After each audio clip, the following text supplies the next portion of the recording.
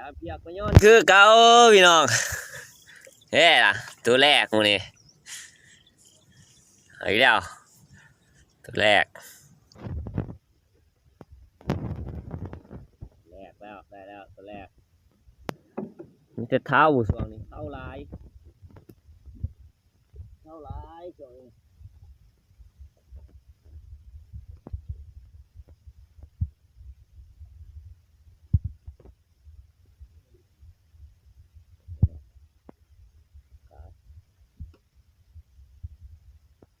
แรกผ่านไปสองเห็นบ่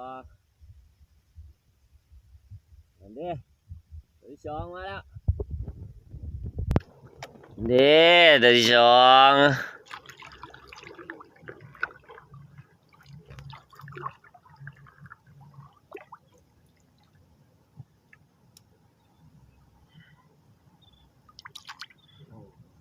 ตายตัวนี้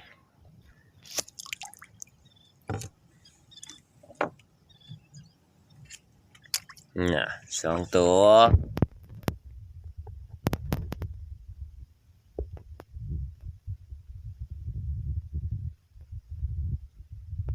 ปลาพวกเขาสองตัวก็หลอกใหญ่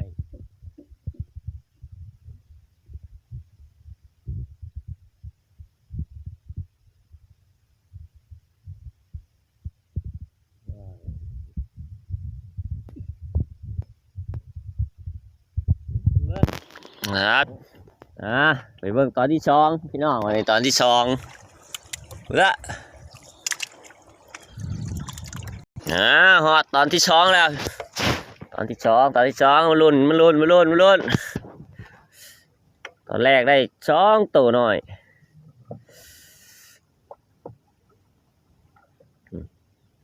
เพียกปะย้อน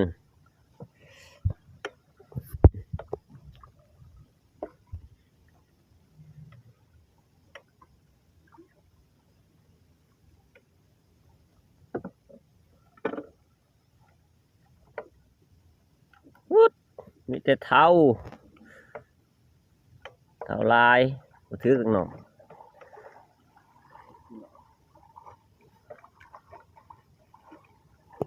เท้าลายเลยอย่ามายังไปเห็นพ่อโตอยู่ตอนนี้นะตอนที่สองมีแต่เท้าลายเห็นแล้วตัวหนึ่งนะรออยู่สองตัวโอ้สองเลียนเลยบาดอันนี้เห็นว่ากินอยู่แคมป์พี่อันนี้ย้อนตัวที่สาม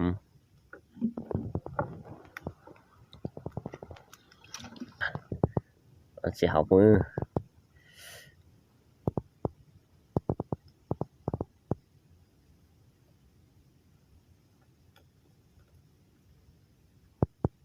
ครีมฮักมันจิปักมือ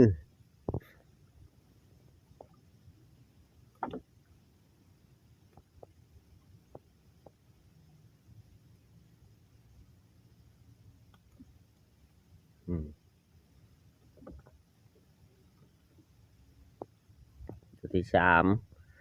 ามของตอนตัวที่หนึ่งของตอนที่สองตัวที่สองมาแล้วเด้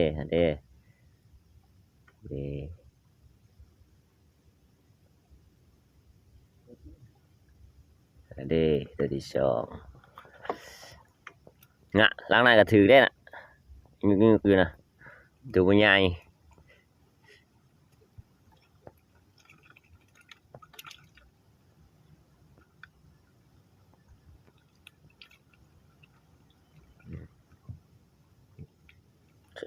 ตัวที่สองของตอนนี้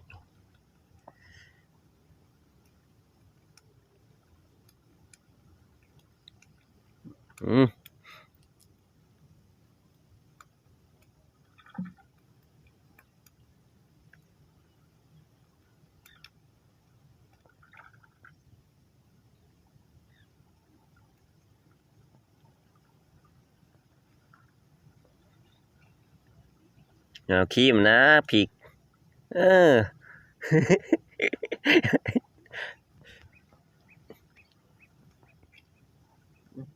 ยังให้ป้าได้เหรอปัก